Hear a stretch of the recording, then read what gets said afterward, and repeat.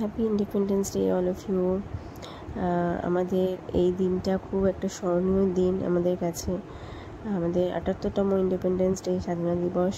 তো এই দিনে আমি কিছুটা চেষ্টা করেছি আমার মেয়েকে একটুখানি সাজিয়ে তোলার, কিছুটা ফটো আমি ক্যাপচার করেছি।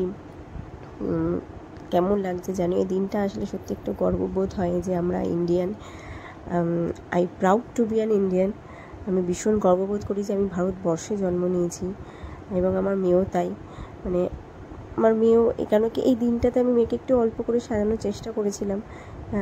কেমন মানে এই মুহূর্ত, ছোটো ছোটো মুহূর্তগুলো একটু ক্যাপচার করার চেষ্টা, যে ওকে এই ফ্ল্যাগটা হাতে ধরিয়ে ওকে করাচ্ছিলাম।